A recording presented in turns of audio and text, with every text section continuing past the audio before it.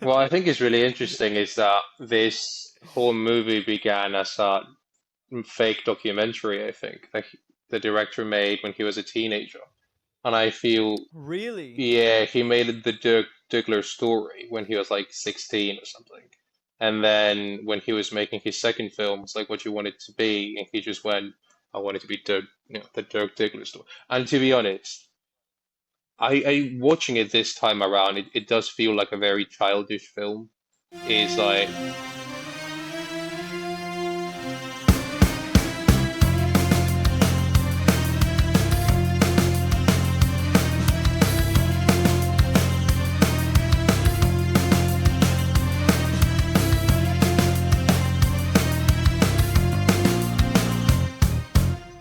What's poppin', y'all? Welcome to Post Finale. I'm your host, Ankit Madhira. I'm an actor and a musician who has not seen a lot of films. So, to make my friends happy and potentially provide a new perspective on some popular films, I am on a quest to change that. I'm never on this quest alone, however. This week, I am joined by actor, producer, writer, my friend, and previous guest on the show, and one of the aforementioned friends who gets mad at me when I haven't seen anything, Daniel Chaves. Daniel, welcome back. How are you doing?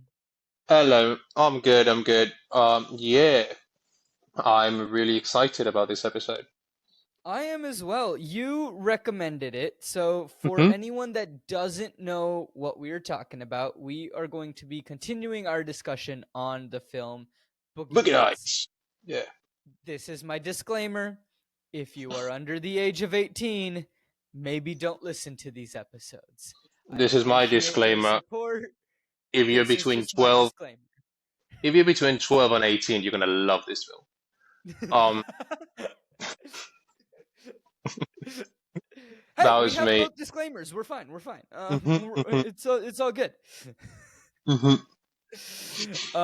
Yeah. So Daniel, you're the one that texted me saying, "Hey, we should do Boogie Nights for your podcast," and I needed an idea, and I was like, "Well, it's been a while since you've been on. It's been over a year.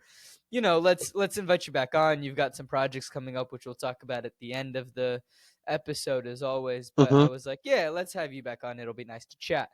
Why did you want me to like? Why did you love this film? Well, growing up, I watched it when I was like 16, and I was just like, this is a movie about the porn industry. That is, how is this like even allowed to be made? And I thought it was brilliant, and I thought the acting was brilliant, and I thought the story was brilliant. And I remember thinking, I wonder if this is actually a respected film. And then I saw it was nominated for like so many Oscars and everything. So it was one of those 90s films that just like people believed in an indie filmmaker and they just paid for his crazy film. Um, so I thought it was really good, and I thought that you should. I thought if I'm going to be in your show, and if I want to be in your show, I want to be with something really outrageous. So yeah, this is the best I could do. Yeah. I mean, like, fair enough, because the last time you were on this show, it was Silence of the Lambs. So Hmm. we are keeping consistent with Daniel's on when we're talking about outrageous films. Yeah. Yeah. Good In ones. that one, Yeah. we just had a flesh mask, and in this one, um, We've you got know, nudity every 3 frames. Yeah. yeah, pretty much, Hmm. pretty much. Or a swear word thrown around. Yeah. So I apologize in advance to Ant. There's gonna be a whole lot of bleeping, my friend. Thanks, bud. So, you watched this film growing up. You loved this film, and it's still one of your favorite films Hmm. of all Yeah. time. Yeah, Hmm. Hmm. cool. So why don't we jump into it? For context, ladies and gentlemen, where I am on my prediction is that I'm just saying, like, look, there's got to be a downfall. We've climbed the mountain of success. We're at the top of the mountain. There's going to be a downfall. Mainly, I think we're going to see the downfall of Dirk, but I think we're also going to see the downfall of all of our other characters. But Dirk is very much a main character in this ensemble cast. Like, it is still very much an ensemble cast, but the story revolves around him. And so that's why I just think that we're going to see his downfall significantly more. I feel like his downfall is going to come Most likely just something with the future. Something's gonna be wrong. He's gonna get jealous. He's not gonna be able to work with, I guess, new talent maybe, and he's not going to want to adapt to the new ways. So that's where I think his downfall is going to come from, is just whatever this future is. Because the last thing, and where we ended the last episode, was a man named Floyd saying, "Let's talk about the future." So yeah, we'll just jump right in because you answered my question already of, you know, when have you seen this film? So you've been on the show. You know what Hmm. happens. So we're talking about the future. And what that means is it is video. And it is the video industry and how all of us, not one of us, are going to profit in this industry. And this is what Floyd's pitch is to Jack. Now, Floyd has been doing theater in San Francisco, San Diego, and as long as Jack has been doing, stag and hardcore films. So nobody's doubting Floyd's credentials, no one's doubting his history, but there still seems to be some sort of resistance from Jack and from the Colonel. Both of them are having a sort of resistance to working with Floyd. At least that's the impression that I'm getting in this scene. Now, Floyd says that the porn industry will be turned upside down soon and that, we need to be prepared. And the Colonel has the money, Jack has the talent, Floyd has the connections and the distribution. And I was like, well, okay, sure. Where are we going with this? And I thought we were going like VHS tapes, right? When he said video, I was like, oh, like VHS, that's where we're heading, right? And then he also just goes, not to mention the kids out there who are hot fuck action to the max. And I was like, okay, settle down, dude. He's like a 65-year-old man talking about Hmm. 18-year-olds. Yeah. Yeah. Yeah. Yeah. Not creepy at all. I mean, it's the porn industry, but yeah. Yeah, I don't. Again, I don't know why I have standards for these people. True. Um, I feel like this one's on me slightly, but this future is videotape, and he's like, this is the future. Videotape tells me the truth.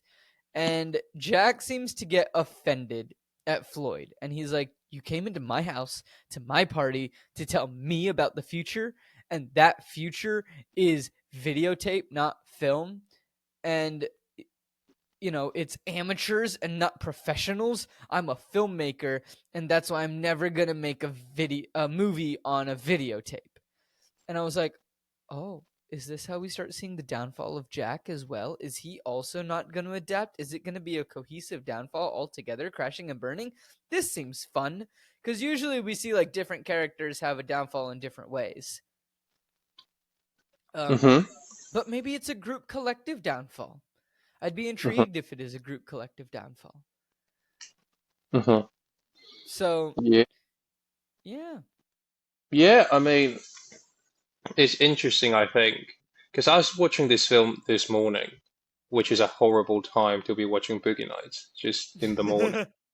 But I was watching it, and I remember I was watching this scene and thinking, this feels very relevant, like to like the industry today, just changing to like to so many digital AI computer stuff, and so many people kind of refusing to do stuff. So I kind of do understand like the rejection to like new ways that you feel would be less quality, especially when he considers his films to be artistic, you know what I mean? So I think that's really interesting about Jack that he's very much an artist, even though he works making sex films.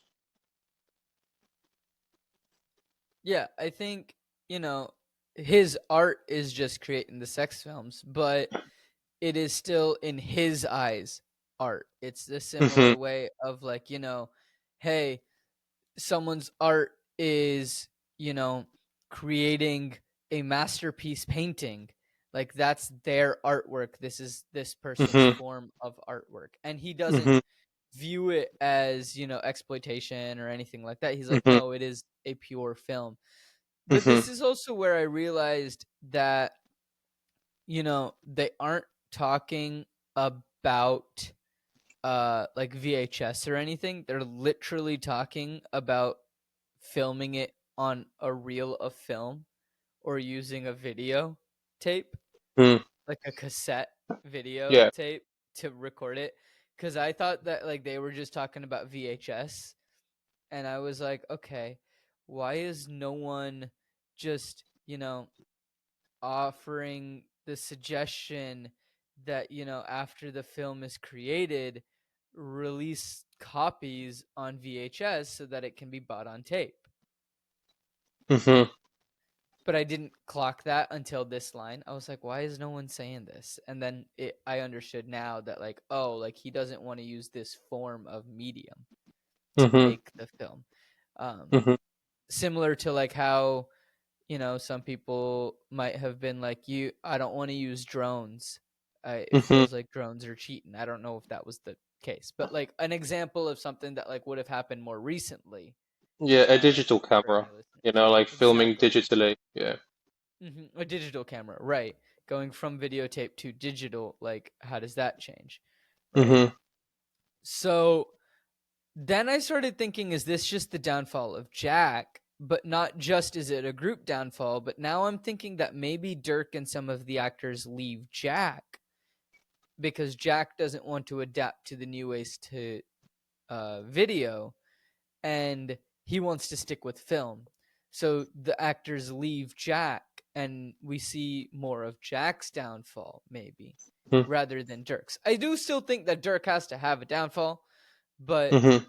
I think it's possibly like this might be how Jack has the downfall first, and then we see Dirk have a downfall later because he kicked Jack out or something like that. So Jack says that he will never loan out any of his actors that he has under contract to Floyd, and Floyd says that he is not a complimented man. He likes cinema, in particular, people fucking on film. He doesn't want to win an Oscar or reinvent the wheel. He just likes simple things like butter in his ass and lollipops Yeah. in my mouth. It's Hmm. something he enjoys. I'm sorry, butter in the where? These guys work in the porn industry. I'm sure, like, having butter in your arse is one of those very mild things that you might do on a Sunday. You know what I mean? Okay. Yeah, but Yeah. like a lollipop in the mouth, just unless it's a euphemism for something, sounds like a lollipop in the mouth. Yeah. We know what it is. We know what the euphemism is. So anyway, one thing he really wants to do in this life is make a dollar and a cent in this business. Floyd says that he's not trying to hurt Jack. He wants to help him stay ahead of the game. And Jack says, we're just going around in circles. If it looks like shit and it sounds like shit, then it must be shit. Fair point.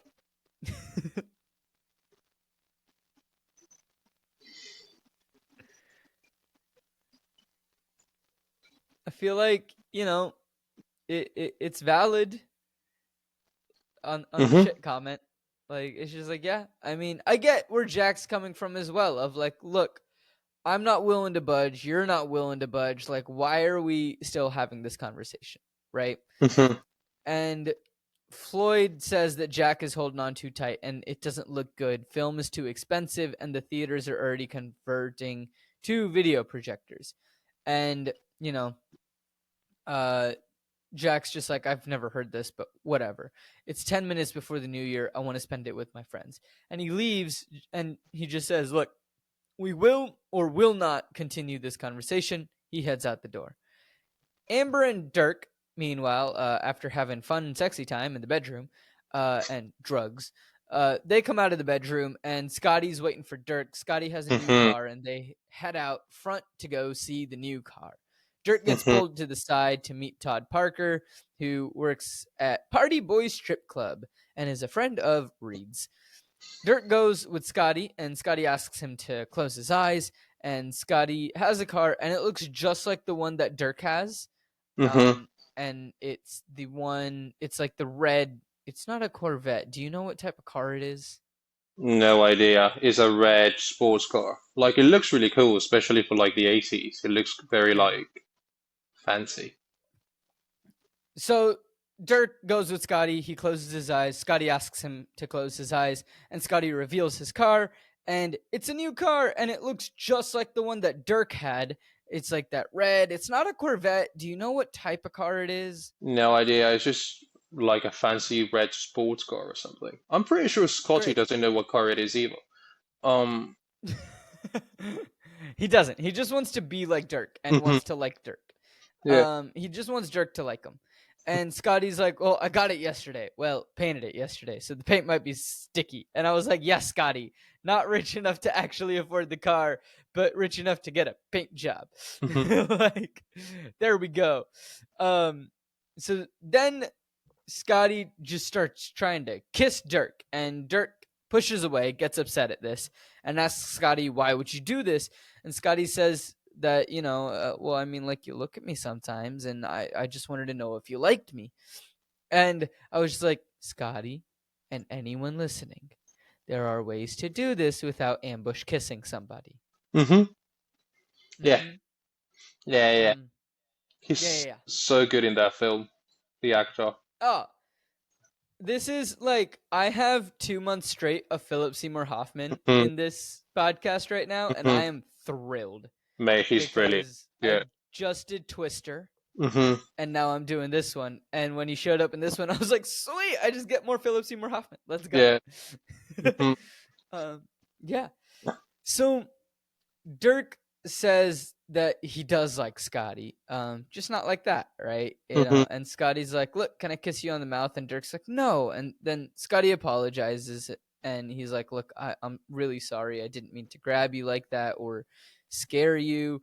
And then Scotty just goes, "I mean, do you want to kiss me?" And Dirk's like, "No. Like, what is the matter with you?"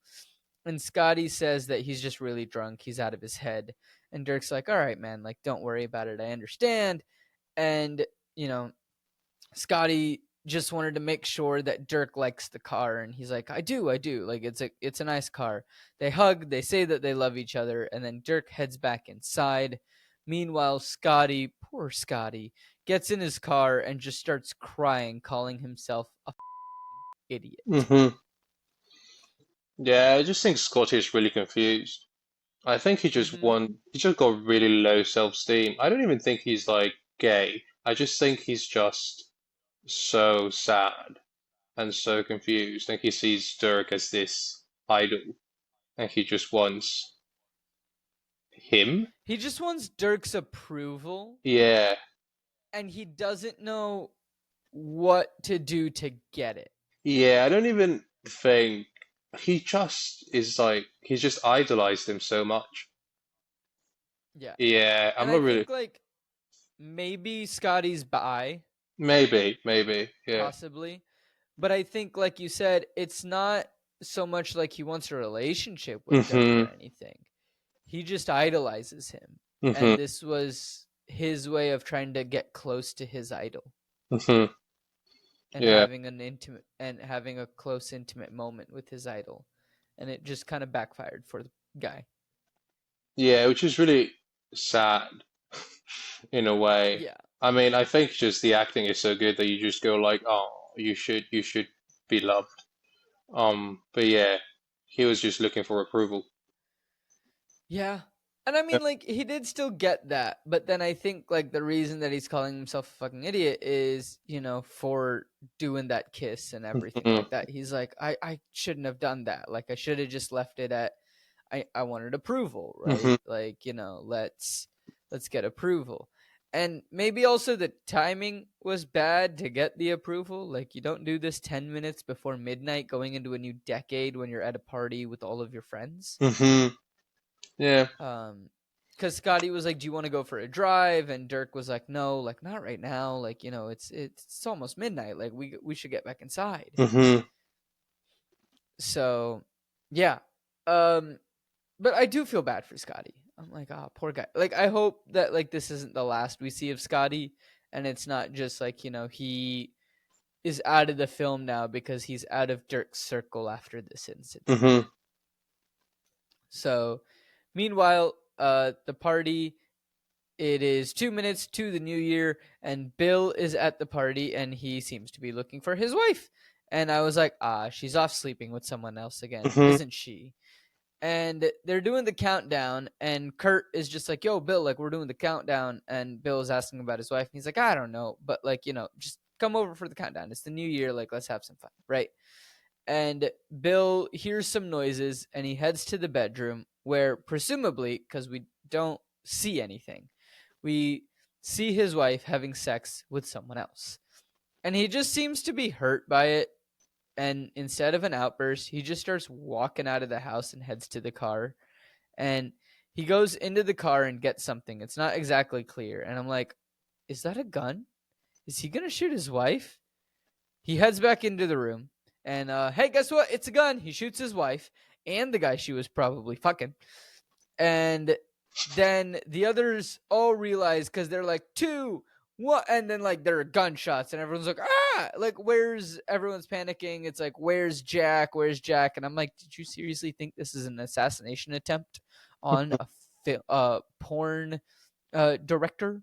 Hmm. Like, is that what is going on through your brains when you're screaming, where's Jack? Where's Jack? Like, what's going on there? Um, Anyway, Bill has killed his wife and the person that she was sleeping with, and then Bill smiles and shoots himself in the mouth. Hmm. Welcome to the 80s. Yeah, and I just think that's just really well made because you start to see how everything starts being a downfall. And when they begin the Mm-hmm. new decade, where they're gonna be, they're being like asked to make things differently, cheaper, and they don't have the same freedom that they did in the 70s, 80s, were a little bit more politically correct for film.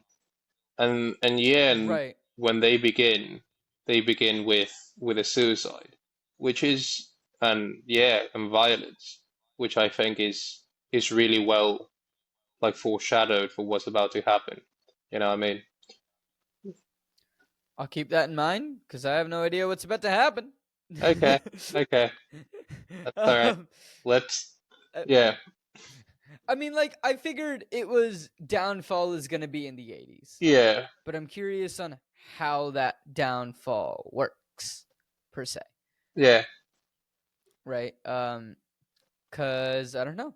But Cool. so we're at the 80s and we're doing an interview. Amber seems to be asking about Brock Landers and the violence towards women. And Dirk scoffs at the notion of violence. And he's like, look, if there is some violence in action, it's in the series of the film. And Amber, who is playing the role of the interviewer in this moment, says that if Brock Landers is slick with the gun, he does so only in the vein of good and right. Brock protects the values of the American ideal and fights for causes that instill pride in a society where morals are hard to come by. And then we see Brock Landers, 7, Oral Majesty. And then we also get the timestamp. We're in 1981. Hmm. Cool. So I'm intrigued to see if we get a lot more timestamps because up until now we haven't really gotten any like timestamps of like what year, when are we, what Hmm. month are we in. It's just life has been happening in the 70s, Hmm. but the 80s is the first time that I remember seeing like we're in the 80s and now we're getting 1981. So I'm curious to see like if it becomes a little more like, hey, this is the timeline of how things happen and how things unfold. I think I think there's some like historically accurate kind of time periods that they kind of deal with. So I think because they could have easily done this in the 90s because it was made in the 90s, but I think putting it in the 70s just talks about a very specific time period in the industry that Mm-hmm. went from like being all like sex, drugs, and rock and roll to being quite a scummy, disgusting business. Um, and culturally as well, people just went from like enjoying porn in a movie theater to just buying the videotape and going home and there's little like horrible films and yeah, it just had a massive downgrade maybe. Yeah. Possibly. Hmm. That's one way to look at it. I mean, we see Reed in this interview as well, and he's saying that violence is a bad thing. But when you see violence in films, and he can't finish the sentence. But then he's like, "Look, if movies and films caused violence, we'd be able to wipe out violence tomorrow. No Yeah, more but films. Fine, I'll find something else to do." I think it's the first time you see Dirk actually dealing with any kind of resistance. I think up to Mm-hmm. this point he's being like encouraged to be the new kid and have all these crazy films and gets given awards, gets given prizes, people love him.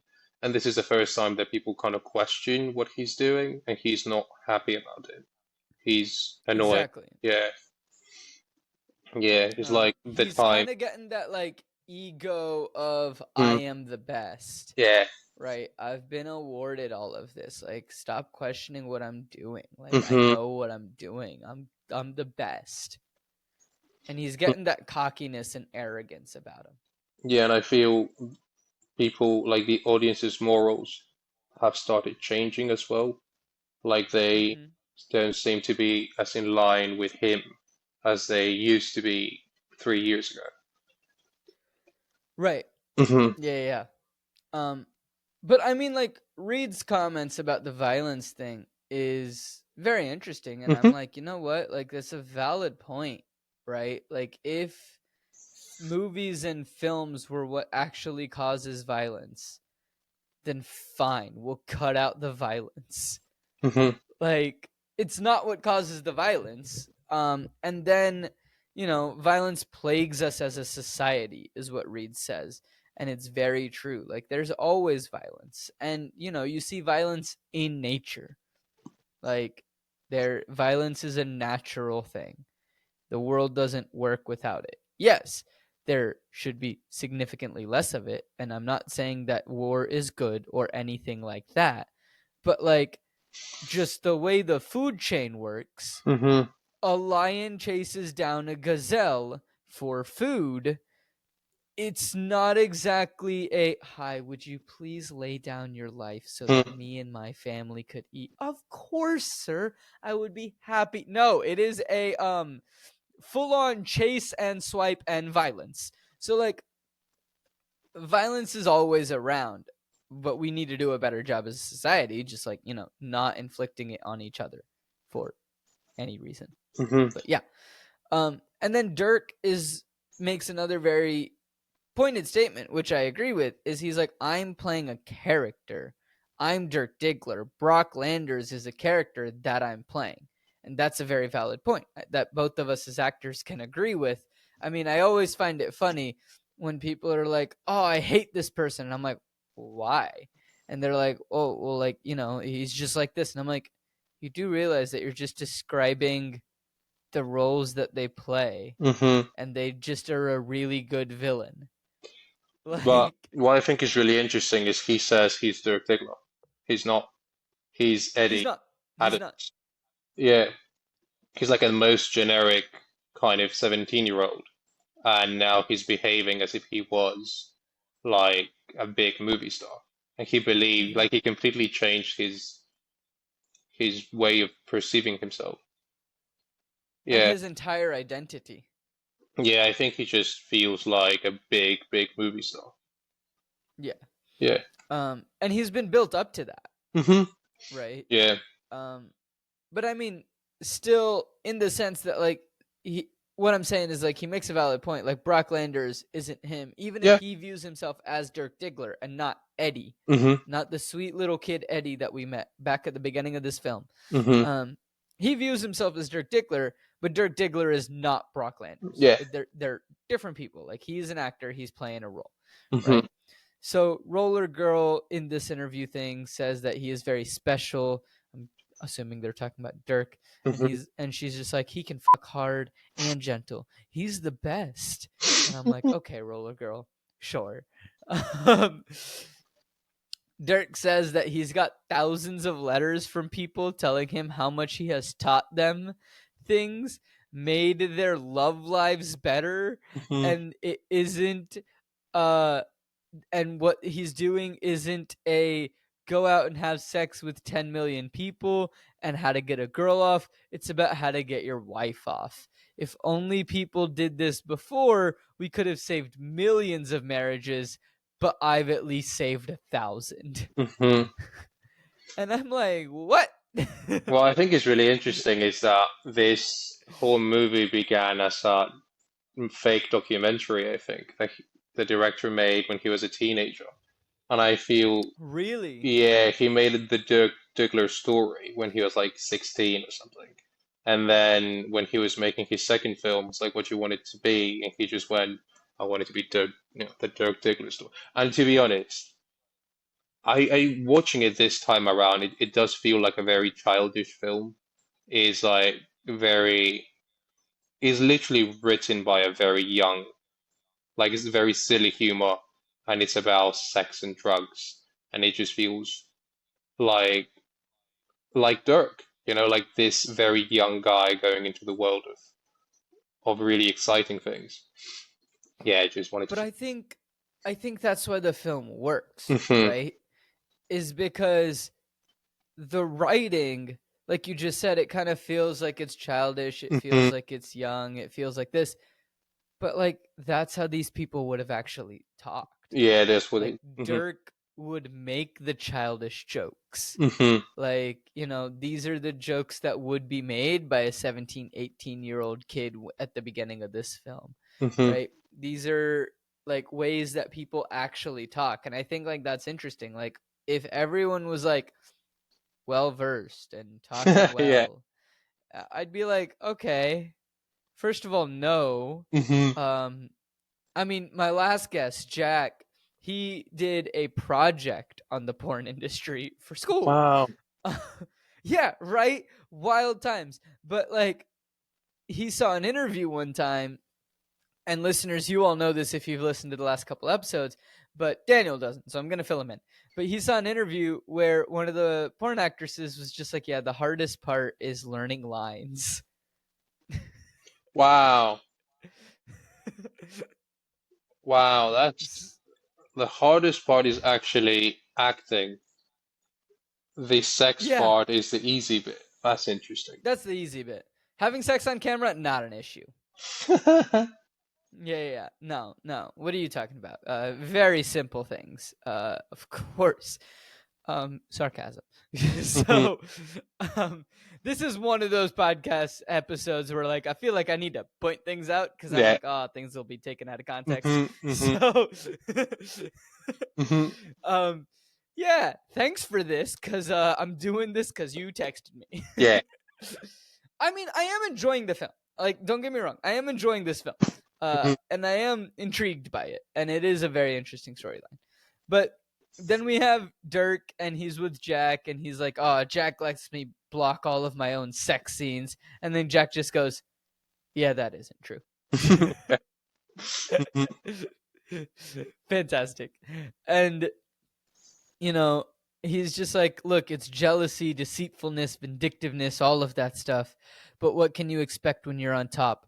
When Napoleon was king, people were always trying to conquer him in the Roman Empire. Hmm. I mean, Where do I start on that I think sentence? it just shows exactly who he is. He thinks he's like this big emperor, but he clearly doesn't know anything. Yeah. For anyone listening, a few things wrong with that sentence. Napoleon was not a king. Hmm. Uh, Nobody was trying to conquer Napoleon. Napoleon was the one doing the conquering. Hmm. And Napoleon was French, not Roman. Yeah, and the Roman Empire was way before the French Revolution. Just Oh, yeah, just slightly. Just like slightly. a few thousand years. Yeah. Yeah. Slightly. Hmm. Yeah. So to all the critics, he wants them to know that he is who he is and he was born this way. No, you weren't. He has a gift and trying to be selfish, but trying to use it. And if you want to knock him down, That's their own problem. Jealousy will get you nowhere. And for Dirk Diggler, the future is something to look forward to. A creative man. Oh, sorry. Uh, for Dirk Diggler, the future is something to look forward to. A creative man with many interests: film, poetry, karate, music, dance. A man of passion and mystery. A man of lust. And then, like, we cut to Amber and Dirk, who have just been watching this weird documentary. And Amber's like, "This is my love poem to you, Dirk." And I was like, okay, why do I have a feeling like something bad is going to happen to Amber very soon? Maybe her death. I feel like something's got to happen. She does so much coke. She's going to OD one of these days. Now, Amber showed this to Dirk first, didn't want to show it to anybody else.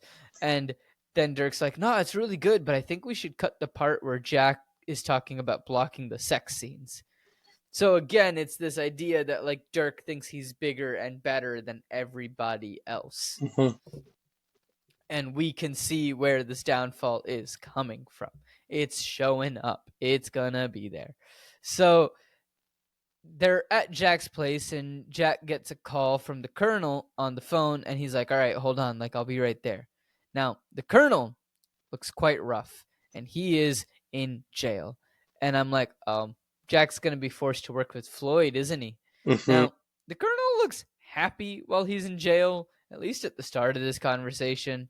And he tells Jack that she was 15 going on 150. You would never know it. And he was completely fooled. And he asks if Jack believes him, and Jack's like, "I do. Like, don't worry." And the colonel explains that he took her home, tells her not to do too much coke, but she did like 20 lines in 5 minutes. From my understanding, that's a lot. I Yes? I actually I Yeah. wouldn't be able to tell you, but it sounds like a lot.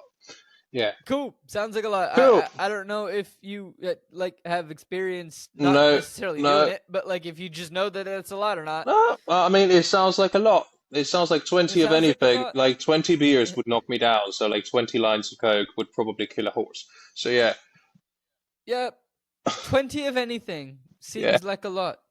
I mean, but then at the same time, 20 pennies, not a lot. But True. 20 in terms of drugs, a A lot. lot. Hmm. Yeah. So all of this stuff, next thing he knows, something must have broken up there, and blood poured all over her face and over the sheets and everything. And Jack confirms that, look, she was just at your place, and you thought she was older. They didn't do anything. He didn't touch her, and the colonel confirms this. But then they found something in the house, and I was like, "Oh, did they find pictures, Colonel? Colonel, do you have pictures of underage kids?" And they found the Colonel's weakness. And he's like, "They're so cute. They're so adorable." And Jack realizes what I realized 2 seconds ago: they are pictures of underage girls. And the Colonel says that he never wants to touch them. And, he just likes the way that they look, just likes taking pictures. Hmm. And Jack is going through all the emotions of realization, disgust, etc. And at the same time, I'm like, Jack, at the beginning of the film, didn't you watch two 17-year-olds have sex at the beginning of this film I with Eddie imagine and Roller Girl? a 17-year-old is different in his mind to like an actual child. Mm, okay. Like it's different to what because in some countries it's legal, like in the UK 16 is like legal. So I assume he would like justify it in some way. But like an actual child to Jack would have been like boundaries Sure. ish. Yeah. To Jack. It's a blurry line. Hmm.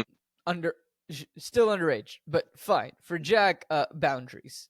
At least he has some. And with Uh can I just say how well acted that scene was? Like I was oh, it's watching it and beautiful. I was going like, this is amazing. The Colonel like kills it. And I'm like he was so good.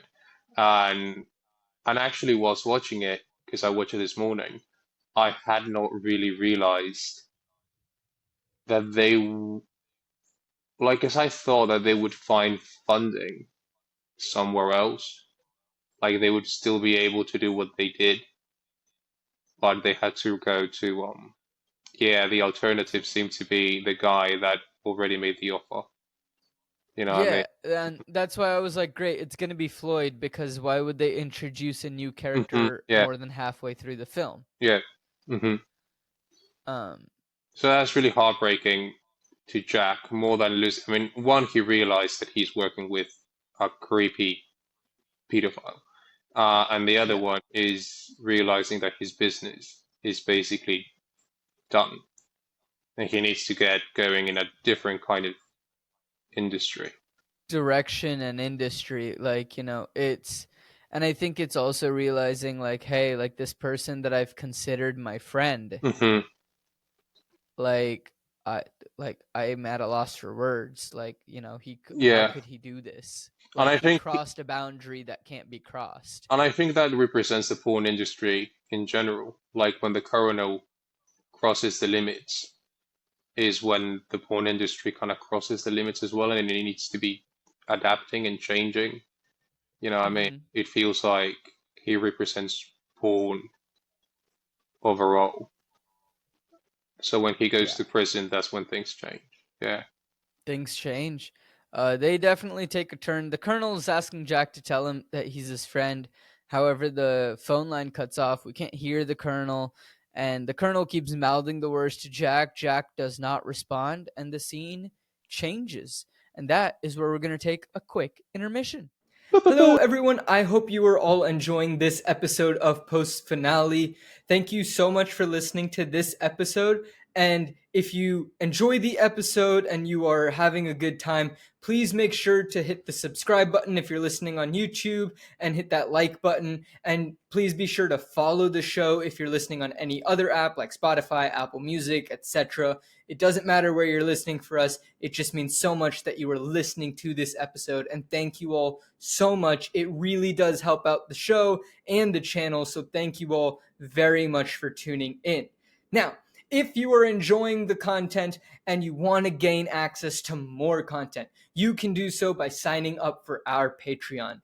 And speaking of Patreon, we have an update for our patrons. And the update is that Lucy Sadler, thank you so much for upgrading to production manager. It really means a lot to us. Thank you so much. And for anyone else that wants to sign up, gain access to bonus content, you can see tier lists, you can see notes that we have, some bonus videos, some bonus audios, different things like that. You can suggest films that we do. All sorts of things like that can be found on our Patreon, which you can find at patreon.com/coopforge. So that's patreon.com/CO_OPFORGE. And thank you so much to anyone who is even considering this. It really does help us out a lot, and thank you.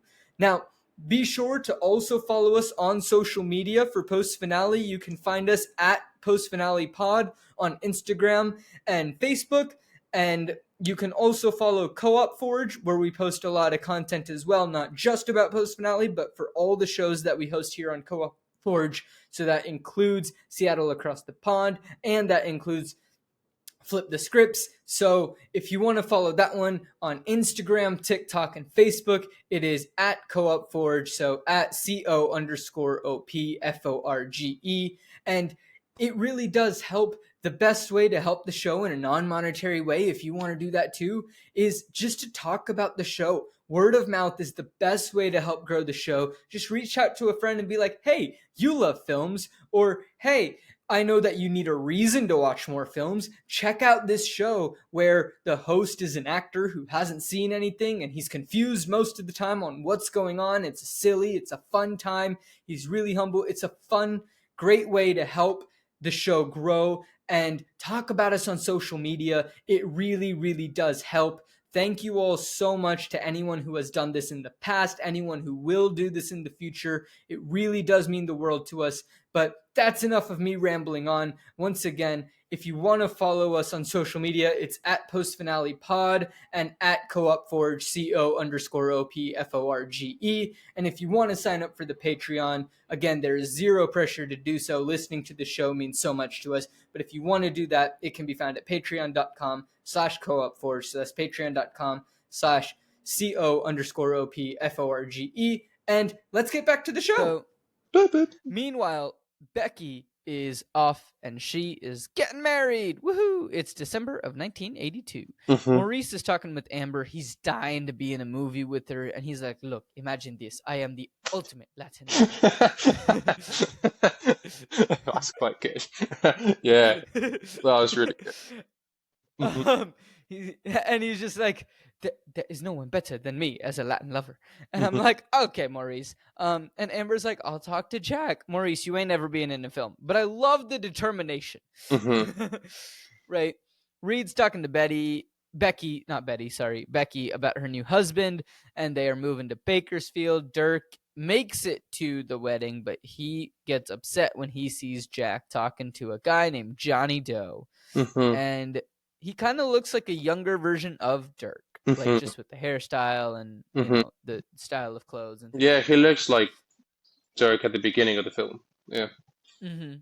So Johnny tries to shake Dirk's hand. Dirk doesn't, and we learned that Johnny is the new boy on the street interested in show business. And I was like, oh, is Dirk going to start feeling ostracized? I'm ready for the downfall. Like, where is the downfall? We've set this up enough. Let him have a downfall. And Jack's just like, apologizes for Dirk, telling Johnny, like, look, he's just tired. He's just shy. And, you know, he starts telling Johnny that, you know, it's a tough business and you need to be a great kisser. Lots of work involved with people. It takes like 15 to 16 people for lighting alone. And we see Dirk leave with Todd. And now we're in January of 1983. So it is interesting that like they're hitting these timestamps. So I'm curious how these are going to play and what factor they play. Because currently I can't see any reason that like we need to know exactly when this is. Other than like, hey, things take some time to bubble up and whatever.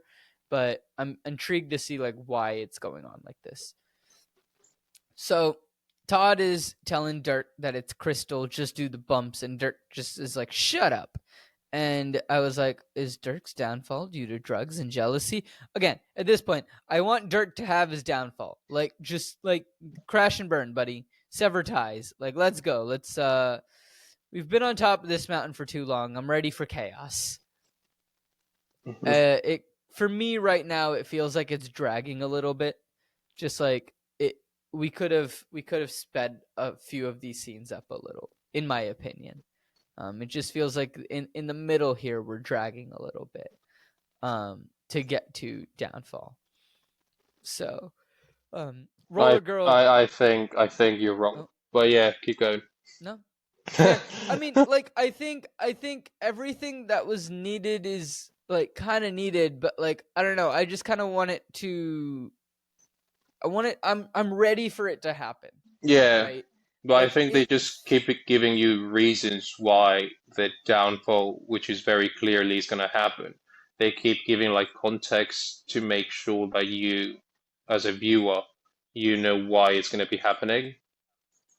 Right. Yeah. I think they do it really well, right? And I'm not saying that. It's just like, I don't know. I kind of feel like I want to see it. I maybe it's not dragging. Maybe that's the wrong term. Right? Maybe it's not dragging. It's just like you have set it up so well. I want to see this. Like I've had enough of the setup. Let me see the downfall. Like, you know, because at this point, I know it's coming. There's got to be something, especially after introducing this Johnny Doe. There's got to be something. He has to have some type of blow up. It's going to be jealousy. Drugs are going to be a part of it. And like, I'm just ready for it to happen. It's kind of where I'm at. So maybe dragging is not the right term, but it's just like you've set it up. Let's see. Like I'm just anticipating and I'm ready for it. Like I want this to happen already. So Roller Girl rolls in and she's like, hey, and Dirk's just really rude to her. And, you know, Todd in the background is like, it's carpet dope, and then starts explaining something about mixing carpet into it. I don't know. I don't fully understand, but like, sure, why not? Dirk looks out and sees Amber talking to Johnny at the pool, and he seems upset by this as well. So again, that thing of like setting this up, and I'm like, great, we've had the setup. Let's go. Let's have a big downfall. Dirk goes into the bathroom, and he seems to be trying to get himself hard, but he's having a hard time doing so. But he finally does get himself ready, and he heads out, and he goes over to Jack saying that he's ready to shoot. And he's just like, 20 minutes. And Dirk's like, nah, I want to now. Like, he's ready. It's got to be now. And Jack's just like, look, 20 minutes, babe. And he's like, all right, well, who do you want to start fucking, me or him? And I was like, yes, the downfall has arrived. Johnny, rightfully so, gets offended by this, and he's like, dude, like, what's wrong with you? Like, I've never done anything to you. Which, fair enough to Johnny. He's never done anything to Dirk. He's just doing what he is told to do. He's been nothing but kind to Dirk in anything that we have seen. And Dirk says that he's not an actor, and they almost throw punches at each other. They get separated. Jack tells Dirk to go inside, cool off, and then they'll shoot the scene. And Dirk is very adamant that it has to be now. And he's like, I won't tell you again, Jack. And Jack's like, look, I'm not going to shoot you in this state that you are in. And Dirk just claps back with, state? What state? The state of California? Which, two things. One, we all know that's not what he meant. But two, that is a fantastic joke.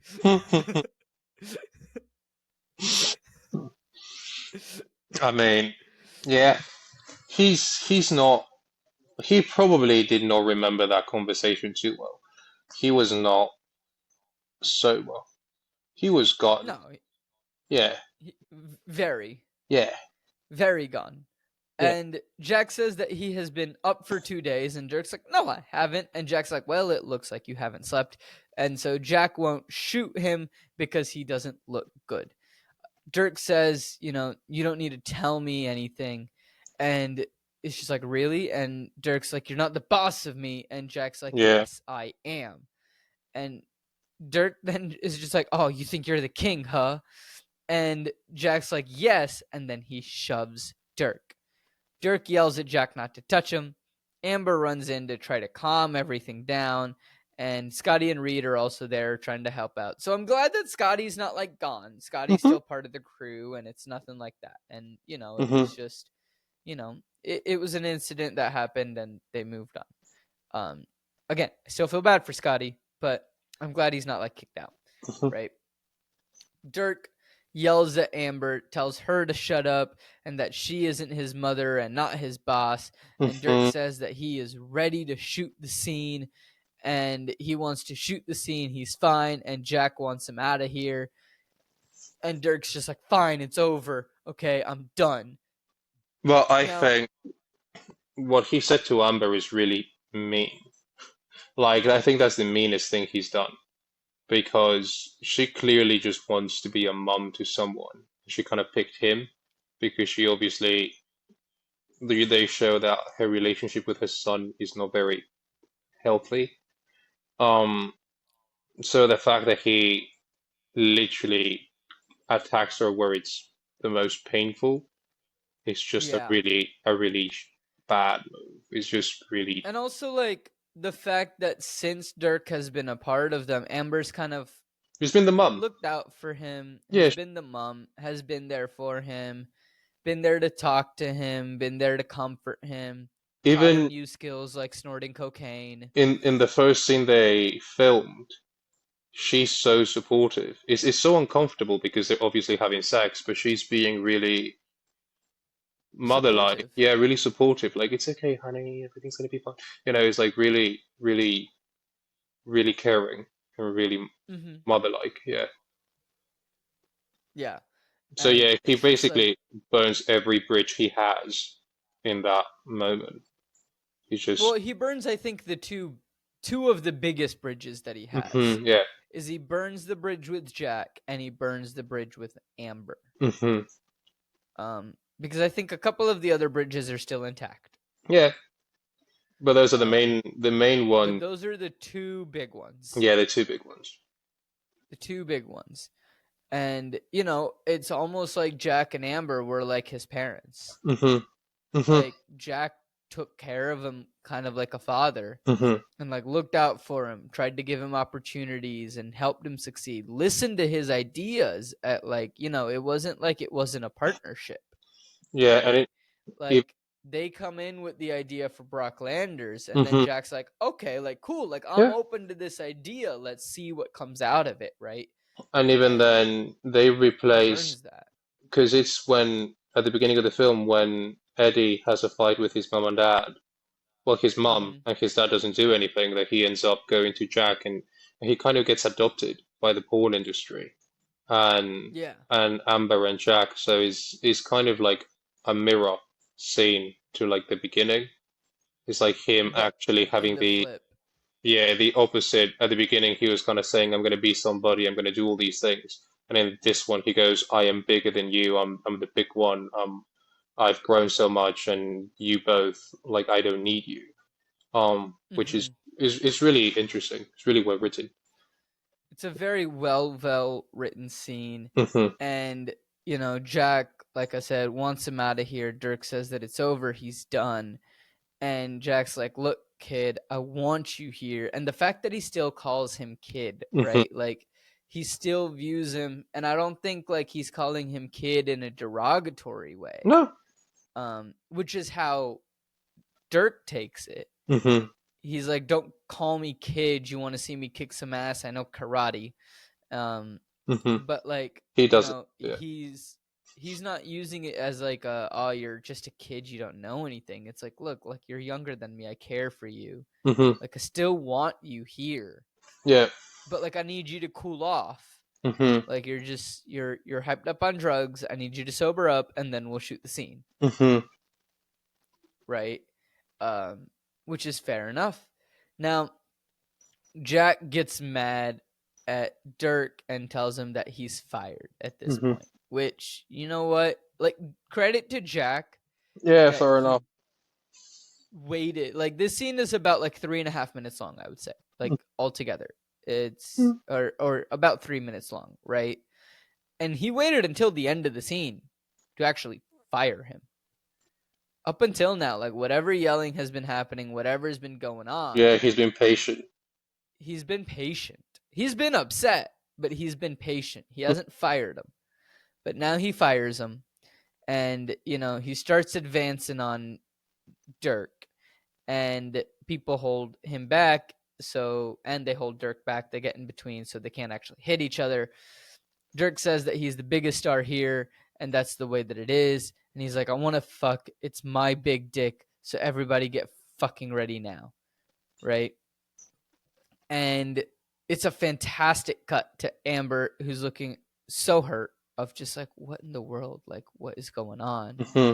The camera guy, whose name I'm blanking, but I have it written down, what is Kurt, Kurt, our camera operator, is also like, what in the world is happening? Mm. Jack is absolutely furious. Johnny's in the background watching all of this go down, like, oh wow, I got a front row ticket to the films. And then Todd is just a blank stare of like, what in the world, dude? So, but a fantastic cut. Dirk throws his bandana to the ground and says, fuck this shit. I don't need you. Fuck all of this and fuck all of you. And you're not my boss. You're not the king of me. I'm the fucking king of Dirk. You're nothing without me, Jack. You're nothing. Hmm. And he starts exiting. Scotty's in the background and he is just absolutely petrified almost. Like he's not moving. He's very perplexed of what is happening. And I think that's a credit. Like he just doesn't know what to do. He's like, Hmm. this is so new. Like I don't know what's going on, right? Dirk storms off. Reed tries to stop him, and then he apologizes to Jack and tells him that he will take care of this and straighten him out. And then we cut back to Amber, and it's like this fluid movement. Like the camera fully turns. It's Mate, not just there's like a so many sudden cut. shots in this film that are like long one takes that because I think it is the story of Dirk Diggler, but I think Paul Thomas Anderson using these long takes, he constantly keeps your attention on everybody. So he Mm-hmm. tells even though it's like Mark Wahlberg is the lead, he actually goes one by one in the same take, so you have the feeling that you're watching the film about these people and this industry instead of just just the one. And I think he's really good because you care about everyone. Um, Yeah, hmm 100%. Like, and I really like how he used the one takes, hmm and when he uses them, I feel like they're always very strong. hmm They remind me, have you seen Goodfellas? Have you done Goodfellas? No, Okay, well, there's a very famous one long shot in Goodfellas that just shows the setting and the people. But whenever you do Goodfellas, you'll know what I mean.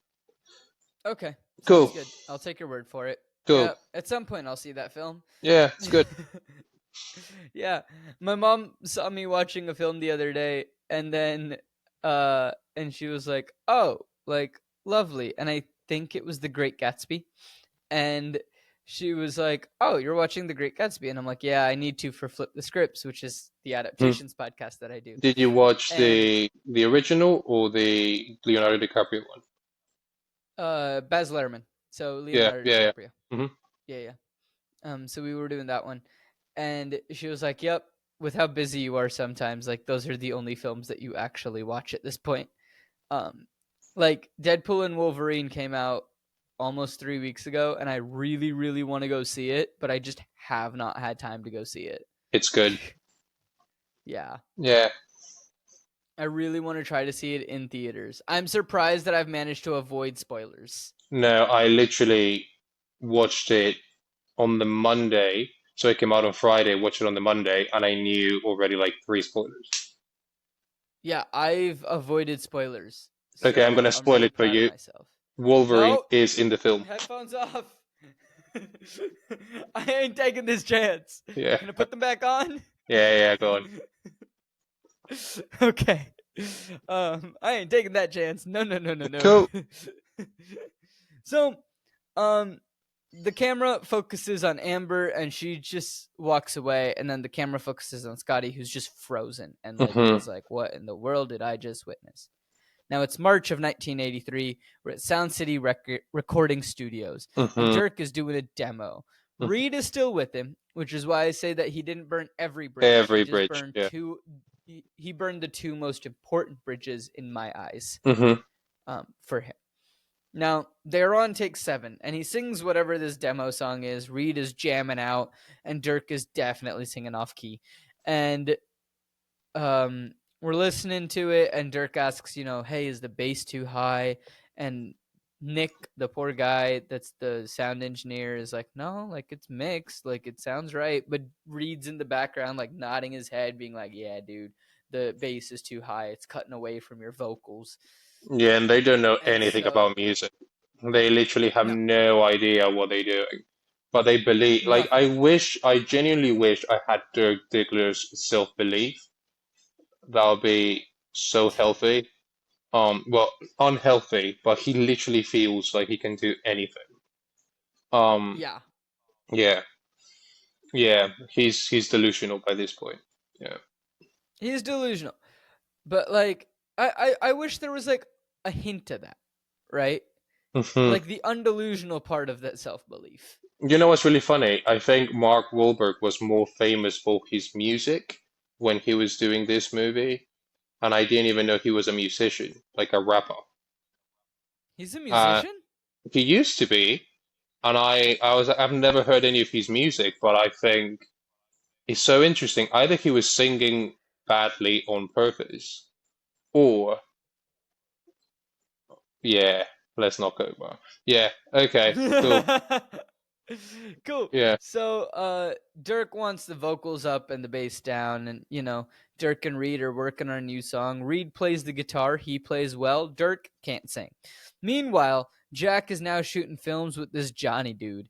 And with the Colonel locked up, we see that he is working with Floyd, as I had predicted. Amber and Roller Girl are doing some coke. And Amber wants to take poetry classes, and Roller Girl wants to look into getting her GED because she never got her diploma. And hmm Amber's like, "You should do it. If that's something that you want to do, you can do it because you can do anything." Again, being motherly, hmm right? And meanwhile, our friend Buck's applying for a loan to hmm open that stereo company that he wanted to open up. So, everyone's doing their own thing. This scene is very interesting because we cut between all three of these Hmm. stories of what is going on. And so I will do my best to keep track, but we cut a whole lot. So we're at the shoot, and Kirk says that it's video and we shoot, and we deal with it later. And Kurt says that there is no passion and he wants to see more passion in the scene. Hmm. And Todd, keeps coming back to Dirk and Reed with drugs, and we have a lovely montage of the three of them just snorting some drugs. And Buck is trying to get a loan for Buck's super stereo world, and it's all about the customer because Hmm. people want to know what they are getting technically, and he can provide that because he's Hmm. been in the sound equipment long enough that he knows. And I was like, is the loan person going to ask him some question that he can't answer, and then he's going to get the loan? Because I feel like that would be really funny. So Amber misses her two sons, and she says Andrew and Dirk. Now, I'm not going to lie. I don't remember what her son's name at the beginning is. Uh, so, sure, it might be Andrew. And It this is is where, like, accurate. we see Yeah. it is Andrew. Hmm. Cool. So we miss Andrew, and we miss Dirk, who she considered a son. Hmm. Interesting relationship with the son, where you slept with him constantly, but, like, Hmm. still considered him a son. Yeah. So, Roller Girl misses Dirk as well, and Roller Girl asks Amber if she is her mom and if she will be her mom, and Amber, of course, says yes, like, I would be happy to. I think it's really interesting how they show everyone's main problem. Like Amber, Mm-hmm. she wants to be a mum, and then Roller Girl, she wants because she walked out at the beginning of the film, her education, literally walked out, well, rolled Yeah. out of her education. Yeah, so she regrets that, and then what's his name, Don Cheadle, Buck. Buck. He got fired, or he got like into problems because he wanted to be this country cowboy, and he was selling all these things, and he just wants to be this big stereo guy instead of a He porn just act. he just wants to open his own business, like a Yeah, legitimate basically. business, Yeah, he wants to right? stop doing what he's doing and move on to doing what he actually loves, which is Mm-hmm. music. Um, And selling stereos. yeah, and he just wants to be trendy. Like he keeps going like trend by trend. He just wants that kind of vibe. He keeps changing, but he's consistent with the stereo thing. Yeah, so It's it's the only consistent thing about him. yeah, so it's so interesting that everyone has their obsession or like their like this things that makes them sad. Um, Mm-hmm. and they all support each other. It's kind of a nice thing, even though the industry is so messed up. It's like all these broken toys that are just worried about this one thing, and they all support each other. Yeah. Yeah. Now, Reed and Dirk are there. They want the demo tapes from the guy who they did the tapes from, which they won't get unless they pay. But then Reed explains the whole thing like, hey, we need the demo tapes to take them to the record companies so then we can get signed, so then we can pay you. And I was just like, I feel that. Sometimes you need money to make money, and yeah. Yeah, but no one was gonna buy those tapes. No, look. I felt the sentiment. Yeah. No one was getting the tapes, Yeah, and no no one one was. was going to pay for that. Mm-mm. Um, Reed says that the tapes themselves are the companies, but the heart and soul on the tapes is theirs, and they need to show that heart and soul to the record companies. And they were supposed to be there half an hour ago, and we look like fucking assholes, man. And the demo guy just literally nods. He's like, Mm-hmm. Mm-hmm. Yeah, yeah, yeah, you do. Yeah. fantastic. Mm-hmm. Amber is squealing with joy, and she's like, I can't do this anymore. I just want to have fun and think about going on a walk. And Roller Girl's like, yeah, that sounds fun, but I don't want to leave the room. And she's like, yeah, let's not leave the room. And I'm like, wow, you two girls are coked out of your minds. Mm-hmm. um, Dirk tries to explain again, but Barry says that, look, it's a catch-22. It's not going to happen. Bert's the demo guy, by the way. Mm-hmm. And, that's it. They don't know what that is. And Dirk starts to threaten him with his fists. And Reed gets Scotty to get Dirk out of there. And then he looks at Nick and he's like, thanks for your help. And then he walks out. And I'm like, okay, well, like, no one was buying those tapes anyway. Mm-hmm. So, like, whatever. Back at the bank, Buck's loan gets denied. Hmm. And everything is in order, but the bank can't give him a loan. And the bank can't give him a loan because he is a pornographer. Hmm. And the bank is not in that business. And Buck's like, look, I'm not a pornographer, I'm an actor. Buck says, it's a real thing that he wants to do. This is a real thing. And he's like, look, if I messed up any of the documents, please tell me. Like, I will fix that. If there is something else that you need from me, let me know. Like, I will bring that in. If you need me to add something to the documents, like, let me know. Like, what is it that I am missing on my end that makes my loan not up for approval, right? Have I done something wrong? Have I filled out a form wrong? Like, I'm not denying that, like, I might have. And if I did, please tell me, because I will fix it and come back, right? Like, I want to do this. Hmm. But the bank guy just says, I'm sorry. And Buck says, this isn't fair. And the bank guy is just like, the financial institution cannot endorse pornography. And Buck's very upset by this, saying, like, I'm not a pornographer. Stop saying pornography. I'm just an actor. Yeah. And I feel for Buck in this moment. Yeah, because you feel he literally just wants to make a life of himself, and it's his past that is kind of being judged. Um, Right.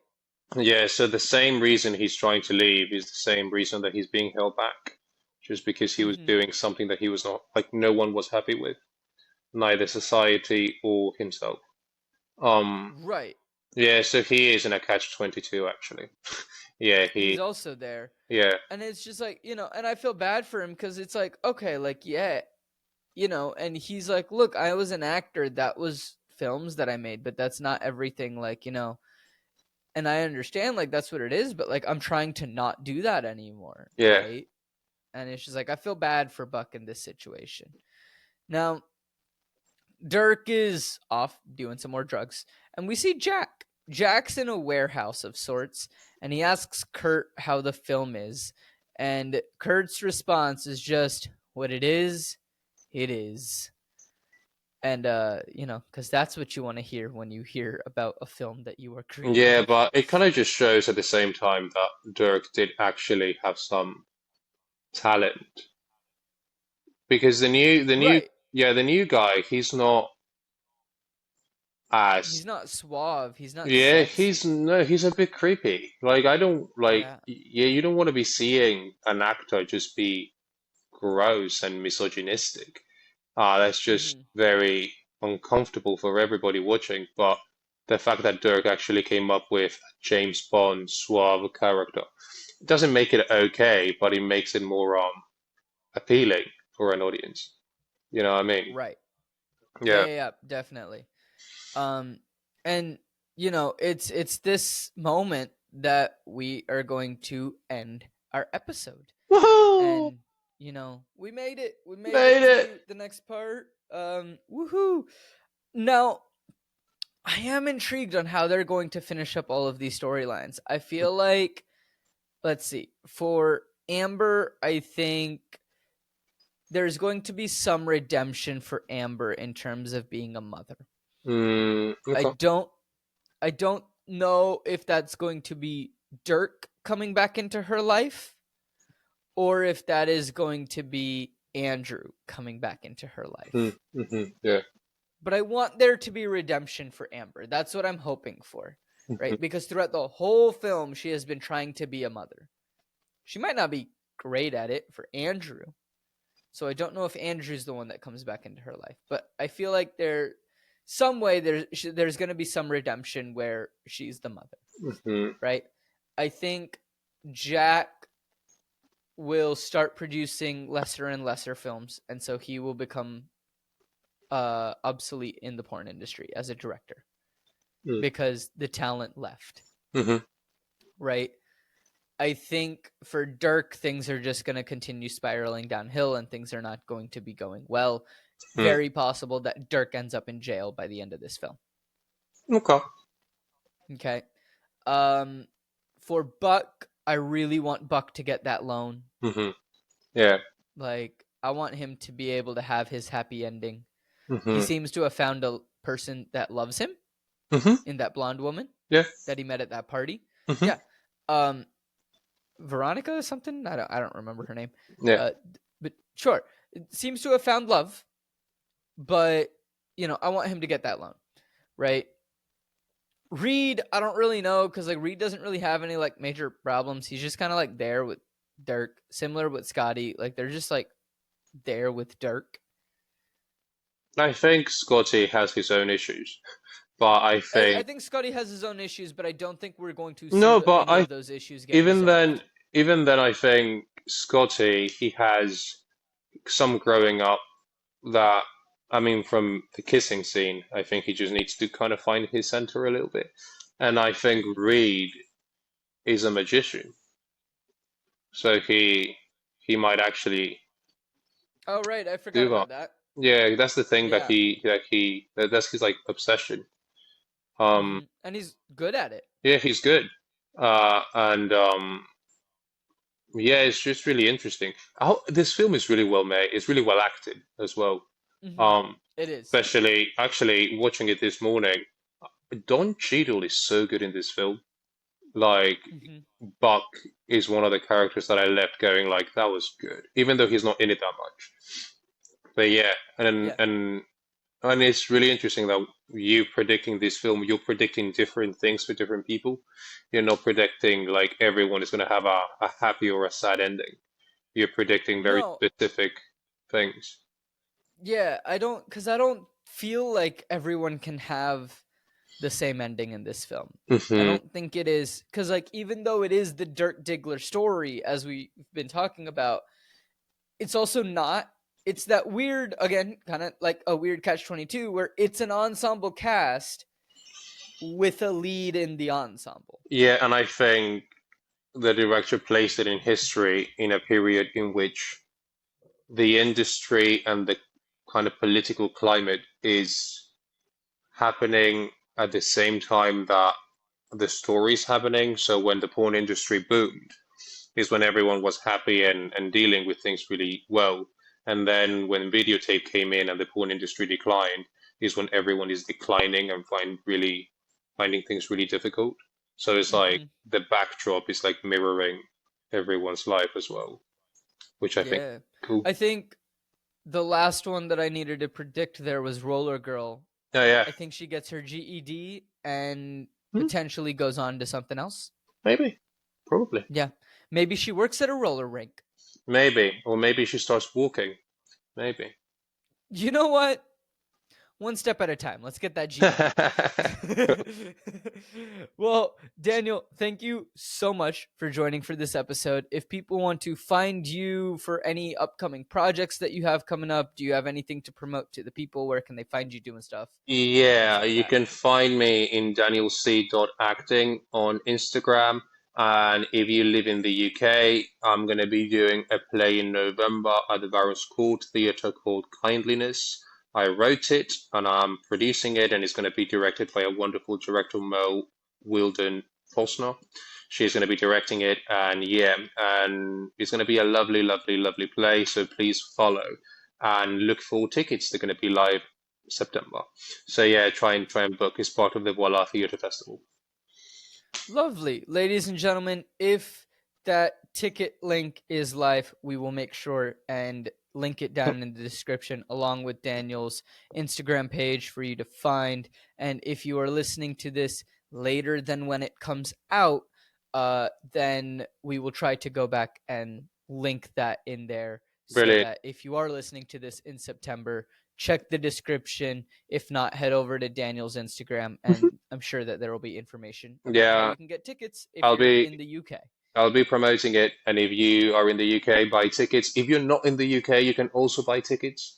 You might not be able to go, but you can buy tickets.